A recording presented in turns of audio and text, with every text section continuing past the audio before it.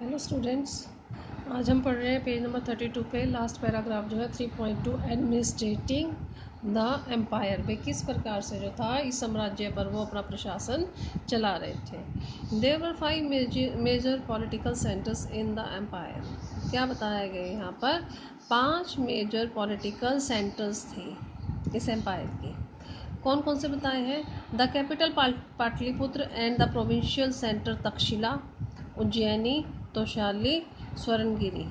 ठीक है, इन सबको बताया गया है अशोकन इंस्क्रिप्शंस के अंदर, इनके नाम हैं। If we examine the content of these inscriptions, अब इन इंस्क्रिप्शंस के कंटेंट को हम एग्जामिन करते हैं, we find virtually the same message engraved everywhere. तो ये सेम मैसेज जो है ना हर कहीं पर लिखा हुआ हमें मिलता है। फ्रॉम द प्रेजेंट डे, आज के दिन में कहाँ कहाँ पर मिलता है ये सब? West frontier provinces of Pakistan, जो वेस्ट फ्रंटियर है पाकिस्तान की जो प्रोविंसेस है वहाँ पर, आंध्र प्रदेश में, उड़ीसा में, उत्तराखंड जो इंडिया के अंदर है, तो यहाँ पर सेम ही मैसेज मिलते हैं। तब यहाँ क्वेश्चन उठाया गया है, could this vast empire have had a uniform administrative system? भाई इतना बड़ा जो एम्पायर था पाकिस्तान से लेकर इधर आंध्र प्रदेश जो कोस्टल लाइन है और इधर से उत्तराखंड तक का, क्या यहाँ पर एक यूनिफॉर्म एडमिनिस्ट्रेटिव सिस्टम था?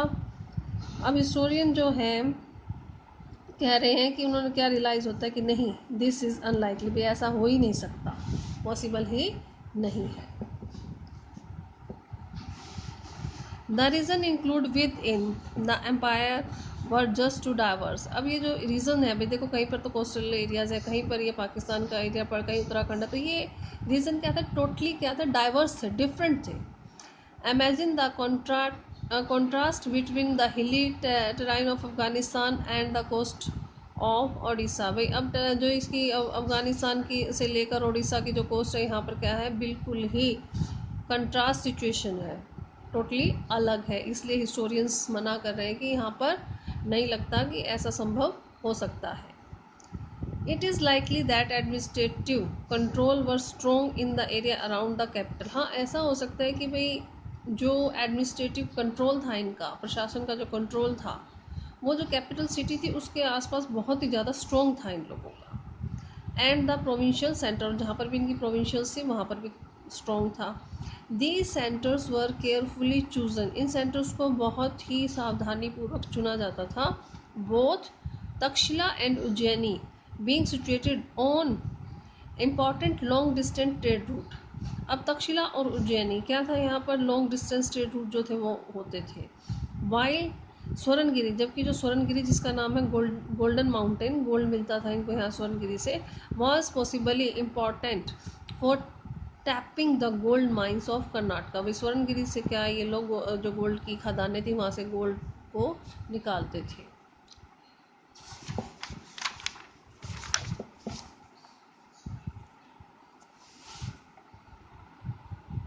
Communication along both land and riverine route was vital for instance of the empire।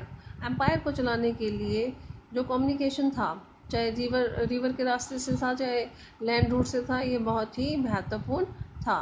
Journey from the centre to provinces could have taken week if not month. अब कई बार ये जो इन सेंटर से जो journey की जाती थी उसमें हफ्तों या महीनों भी लग जाते थे। This meant arranging for provision as well as protection for those who were on the move. अब इसका क्या मतलब था कि ऐसा अरेंजमेंट करना पड़ेगा, मैं जो भी वहाँ यहाँ से मूव कर रहे हैं, एक जगह से दूसरी जगह जा रहे हैं, उनको प्रोटेक्शन दी जाए। It is obvious that the army was an important means to ensure the latter. तो आर्मी जो थी बहुत ही इंपॉर्टेंट हो चुकी थी इस काम को करने के लिए। Megasthenes mention a committee with 6 sub committees for coordinating military activity. Megasthenes ने मेंशन किया है एक कमेटी के बारे में जो जिसकी आगे क्या थी, 6 सब कमेटीज थी जो कोऑर्डिनेट करती थी मिलिट्री की एक्टिविटीज़ को। ऑफ दीज, इसके लिए क्या था? 1 लुक आफ्टर द नेवी, एक कमेटी तो क्या करती थी? नेवी को देखती थी। और जो सेकंड थी मैनेज ट्रांसपोर्ट एंड प्रोविजन, जो भी ट्रांसपोर्ट और दूसरे प्रोविजंस होते थे वो दूसरी कमेटी देखती थी। The third was responsible for foot soldiers. अब जो थर्ड कमेटी थी वो किसके लिए रिस्पॉन्सिबल थी? फुट सोल्जर्स का अरेंजमेंट सारा उनको उसको देखना होता था। और फोर्थ कमेटी किसके लिए थी? हॉर्सेस के लिए। हॉर्सेस अरेंज करने होते थे उनको, हॉर्सेस का जो भी मेंटेनेंस था सब उनको करना होता था। और फिफ्थ जो थी चैरियट्स का था रथ सवारी वगैरह, जो भी रथ वगैरह होते थे उनका देखती थी। और सिक्स किसकी देखभाल करती थी? एनिमल्स की। किसके जिम्मे थी? सिक्स कमेटी के जिम्मे एलिफेंट्स आते थे। तो इस प्रकार से ये सिक्स जो थी सब कमेटीज थी, और इनके एक ही कमेटी थी जिसकी सब कमेटी 6 थी ये। तो इनके काम भी हमने यहाँ पर देख लिए हैं। The activities of the second sub committee were rather varied. अब ये जो सेकंड वाली जो बताई है यहाँ पर, जो ट्रांसपोर्ट का दूसरे प्रोविजंस देखती थी कि बहुत इंपॉर्टेंट काम करती थी, बहुत ही ऐसे काम अलग होते थे। अरेंज करती थी ब्लॉक कार्ट्स का, जो कि सामान इधर से उधर लेकर जाती थी। अनाज को इकट्ठा करती थी सोल्जर्स के लिए, और फॉर्डर को लेकर जाती थी एनिमल्स के लिए। और जो सर्वेंट्स होते थे उनको रिक्रूट करती थी, आर्टिसंस को रिक्रूट करती थी, और लुक आफ्टर करती थी किसकी? सोल्जर्स की। तो सबसे जो सेकंड सब कमेटी है उसको बहुत ही इंपॉर्टेंट इन्होंने यहाँ पर बताया है। अब next paragraph, Ashoka also try to hold his empire together by propagating dhamma. Ashoka ने कोशिश की थी अपने एम्पायर को होल्ड करने के लिए, अपने कंट्रोल में रखने के लिए। उसने प्रचार किया था किसका? धमा का। धमा के बारे में हम पहले भी पढ़ चुके हैं। The principle of which as we have seen, जिसके प्रिंसिपल हम देख चुके हैं, वर सिंपल, बहुत ही सिंपल थे, एंड वर्चुअली यूनिवर्सली एप्लीकेबल, और मतलब सभी जो थे यूनिवर्सली उसको मानते थे, एक्सेप्टेबल थे सबके लिए। दिस अकॉर्डिंग टू हिम, इस उसके अनुसार, would ensure the well being of the people, लोगों की भलाई सुनिश्चित करना था। इन दिस वर्ल्ड, इस संसार के अंदर भी लोग सही तरीके से भले बन के रह सकें। और जो दूसरा नेक्स्ट स्पेशल ऑफर, और दूसरे वर्ल्ड में भी जाकर उनका भला हो, मतलब मरने के बाद भी उनका भला हो।